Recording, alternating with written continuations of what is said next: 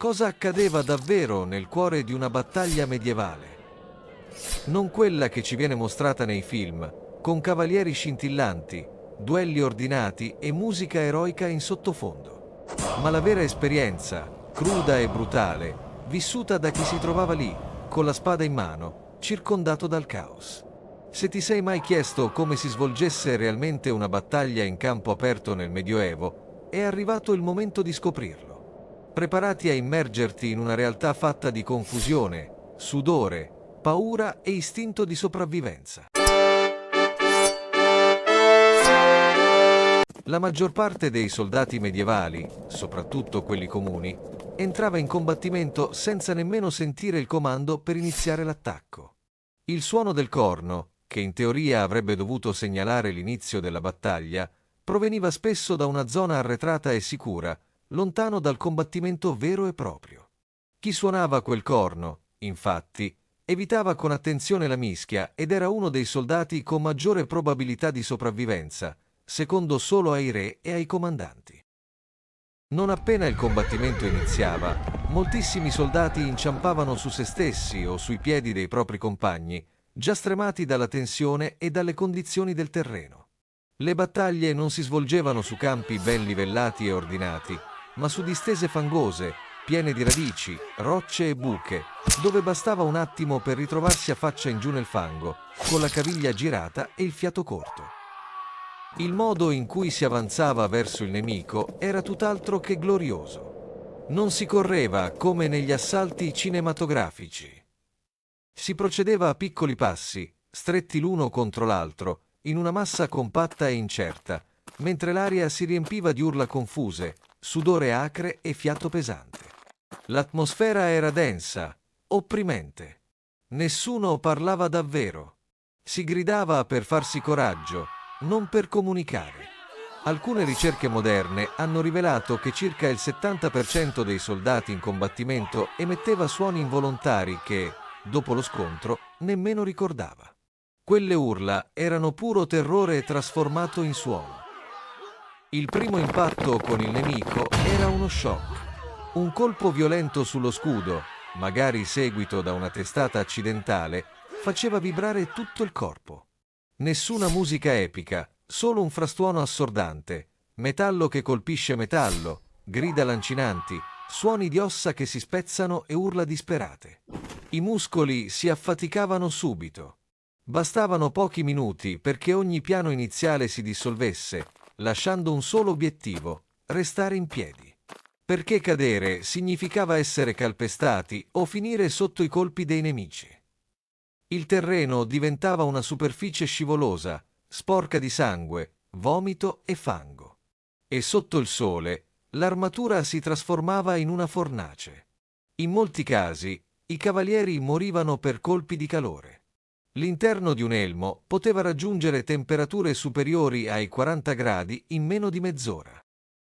Nel pieno della mischia, nessuno si batteva in duelli uno contro uno come nei racconti cavallereschi. L'onore non esisteva.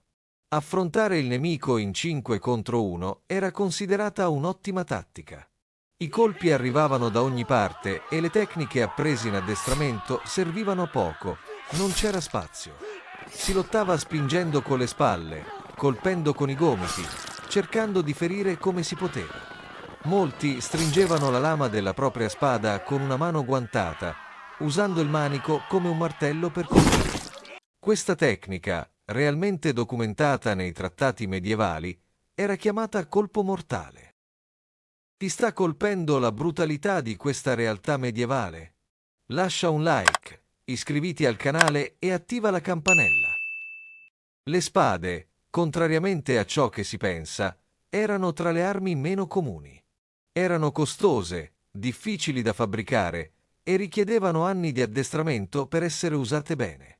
La maggior parte dei combattenti impiegava armi più semplici: lance, picche, asce e mazze. Le lance erano economiche e potevano essere fabbricate in gran numero e rappresentavano fino al 70% dell'arsenale. Permettevano di colpire da lontano, ma nei movimenti disordinati del combattimento causavano spesso ferite accidentali ai propri compagni. Le asce, adattate dagli attrezzi agricoli, avevano una forza impressionante. Bastava colpire con decisione per causare gravi danni, ma una volta entrate in uno scudo o in un corpo, spesso si incastravano, lasciando il combattente disarmato. Le mazze, invece, erano progettate per distruggere, deformavano corazze, rompevano ossa e provocavano emorragie interne. Alcuni ordini religiosi le preferivano perché non causavano tagli visibili e dunque, secondo una logica dell'epoca, non violavano i precetti religiosi. Anche le protezioni avevano i loro limiti. La cotta di maglia poteva fermare un colpo di lama una o due volte, ma non resisteva a lungo. Le armature, quando non venivano perforate, si piegavano sotto i colpi e si conficcavano nella carne. Le ferite più comuni non erano tagli netti, ma lacerazioni profonde, ossa rotte, arti schiacciati. Molti morivano dissanguati in pochi minuti. Altri, nei giorni seguenti, a causa di infezioni. I medici medievali, quando c'erano, avevano a disposizione strumenti rudimentali. Le ferite venivano chiuse con cinghie o cauterizzate con lame roventi. Non esistevano disinfettanti né cure adeguate. La sopravvivenza era questione di fortuna e resistenza. Il trauma mentale era devastante. Dopo pochi minuti di battaglia, molti perdevano completamente il senso dell'orientamento. Non sapevano più da che parte stessero combattendo o chi avessero davanti. I simboli distintivi dei gruppi si confondevano con il fango e il sangue. Spesso si colpivano compagni senza rendersene conto. In alcune battaglie, intere unità si ritirarono per errore, pensando che anche l'altra parte lo stesse facendo. Ti sta appassionando questo viaggio nel lato nascosto della storia? Iscriviti al canale e scrivi nei commenti cosa ti ha colpito di più. La sensazione di essere ricoperti di sangue era comune, ma spesso non si sapeva nemmeno se quel sangue fosse proprio. Molti non si accorgevano delle ferite finché le gambe non cedevano o finché non vedevano tutto sfocato. Quando la mente non reggeva più lo stress, lasciava il posto all'istinto. Il corpo si muoveva da solo. Si combatteva in modo automatico, senza pensare. La fuga, tanto disprezzata nei racconti eroici, era in realtà una scelta logica. Molti soldati comuni scappavano quando capivano che la battaglia stava prendendo una brutta piega.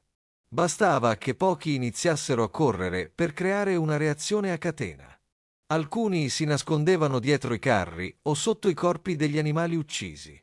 Chi sopravviveva non festeggiava. Si sedeva a terra, tremante, controllando di avere ancora tutte le dita, le braccia e le gambe. La vera vittoria, per la maggioranza, era essere ancora vivi. Dopo la battaglia, il campo diventava un luogo spettrale. Si raccoglieva tutto ciò che poteva essere riutilizzato: armi, pezzi di armatura, mantelli, stivali. Anche le scarpe venivano tolte ai cadaveri.